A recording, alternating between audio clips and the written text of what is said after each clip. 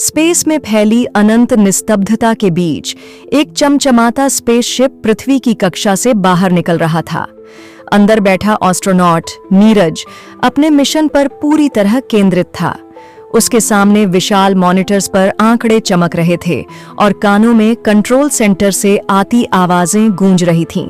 उसका गंतव्य अंतरिक्ष में स्थित एक स्पेस स्टेशन था, जहां पहले से मौजूद महिला एस्ट्रोनॉट डॉ सारा मरम्मत कार्य में असमर्थ थी और उसे सहायता की आवश्यकता थी। नीरज के स्पेसशिप ने पृथ्वी की गुरुत्वाकर्षण सीमा पार कर ली थी। खिड़की से झांकते ही उसने पीछे छूटती पृथ्वी को देखा। नीले और सफेद रंगों का अद्भुत संगम, बादलों की लहरों से ढकी विशाल जलधारा किसी जीवित रत्न की भांति चमक रही थी। उसकी आंखों में विस्मय था। यह दृश्य किसी सपने से कम नहीं था।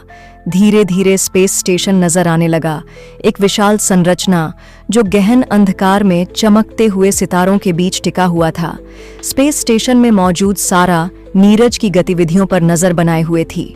जब स्पेसशिप डॉकिंग पॉइंट के करीब पहुंचा तो उसने कंप्यूटर स्क्रीन पर सभी डेटा की पुष्टि की और अनुमति दी। नीरज ने कुशलता से स्पेसशिप को स्टेशन से जोड़ दिया। उसके अंदर दाखिल होते ही सारा ने मुस्कुराकर उसका स्वागत किया। वे दोनों हाथ मिलाने के बजाय हल्की टक्कर से एक दूसरे का अभिवादन कर रहे थे, क्योंकि वहां गुरुत्वाकर्षण नहीं था। नीरज ने पृथ्वी से लाए हुए आवश्यक उपकरण और भोजन सामग्री स्टेशन में स्थानांतरित कर दी।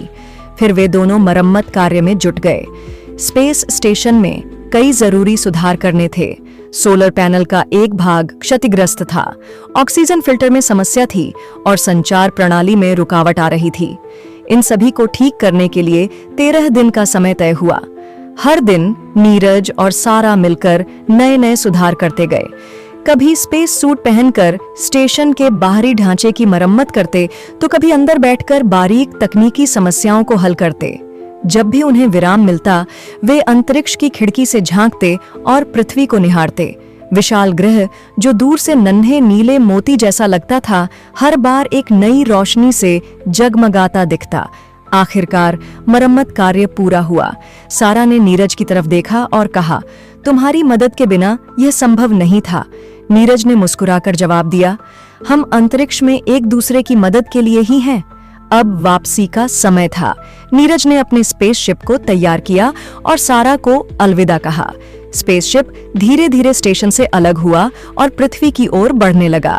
जैसे जैसे वह नीचे आता गया, पृथ्वी बड़ी होती गई।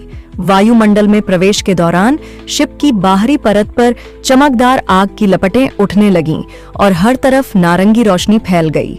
फिर धीरे धीरे वातावरण स्थिर हुआ और स्पेसशिप समुद्र के ऊपर से गुजरता हुआ निर्धारित स्थान की ओर बढ़ने लगा।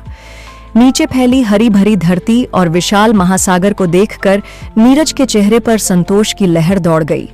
उसने गहरी सांस ली और महसूस किया कि वह अपने घर लौट रहा है, एक अद्भुत यात्रा पूरी कर, जहां अंतरिक्ष की भव्यता को जीते हुए उसने पृथ्वी की सुंदरता को और भी गहराई से समझा था।